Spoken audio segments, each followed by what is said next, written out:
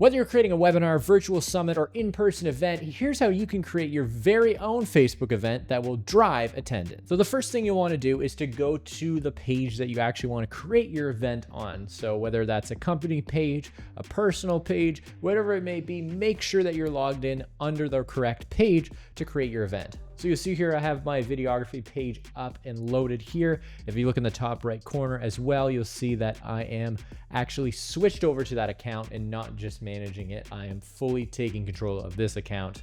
So now I can begin. So I'm gonna click on these top 3 dots up here that say menu, and I'm gonna go down to event.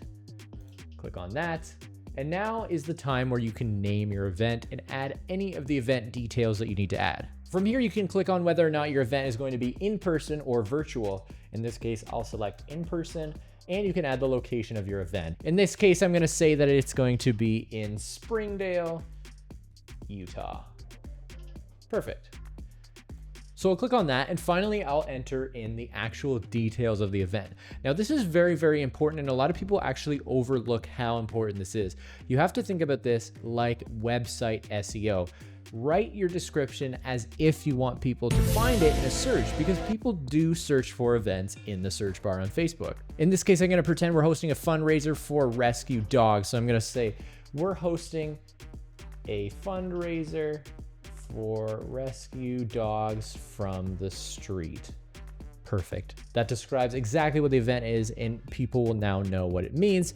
But now we got to talk about things that people might actually be looking for. We'll be offering a pool, a bouncy castle, temporary tattoos, free drinks, free face painting. Obviously, this content is not optimized for SEO, but it gives you a very quick and easy idea of everything that we have to offer. Now, if somebody starts to look up, where can I get free food and drink this weekend at an event? Your event's gonna pop up. The event location itself, if you're having an in-person event, is also super important. Make sure that that is set correctly, because that is how people will find you as well. They'll be looking for events in my area. Suddenly your event's gonna pop up. Finally, you're gonna wanna put in a relevant event name. Again, thinking about the SEO, thinking about what people will actually be searching for. In this case, I'll say it's the 25th annual fundraiser bash. Lastly, you're gonna wanna make sure you fill out the rest of this very carefully. Make sure that you choose the correct category for whatever event you're hosting. In this case, it's going to be a social issue because we're raising money to help these dogs.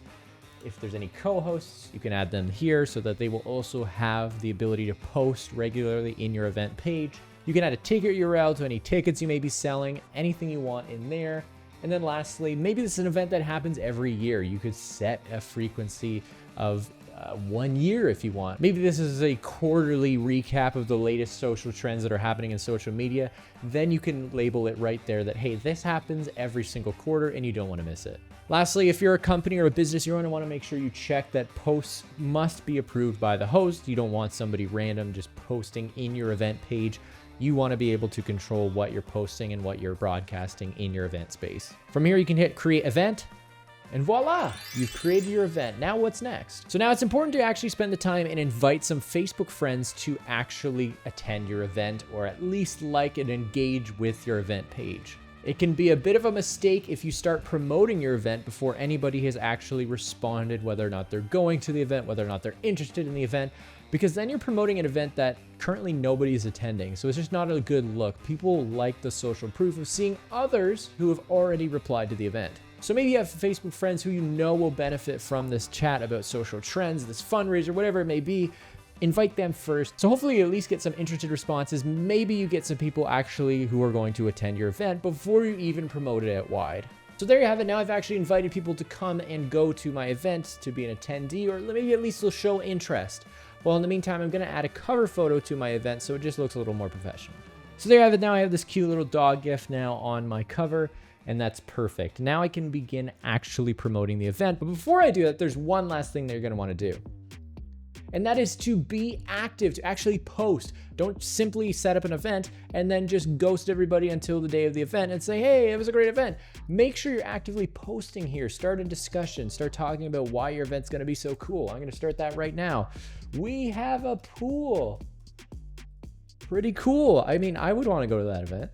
So make sure you're actively promoting, make sure you're not just simply creating the event and then leaving it to die on Facebook. You want to be active in there. You want to be promoting why people should be attending. Some exciting ideas for posts. You can give updates on what's to come for the event. You can share behind the scenes preparation photos, whatever it may be. Just keep people remembering your event and make sure that they know it's coming up. So maybe, who knows, you get some last minute attendees. It can also be helpful when you're creating a post to use relevant hashtags. This again acts as SEO to help people actually find your event. Maybe use a relevant hashtag such as Ottawa events.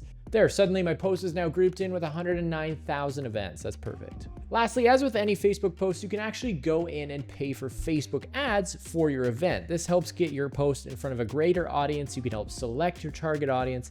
And if it's an event, if it's a conference, anything like that, it could hopefully help drive more registrations for you. In this case, Boost is unavailable for me simply because I just created this Facebook page for the purpose of this video, but you know it's there. It's right in this top right corner. So there you have it. There's how you create your own Facebook event, hopefully drive more engagement, hopefully drive more attendance, and hopefully drive more customers. There you have it. This has been how to create your very own Facebook event. See you in the next one.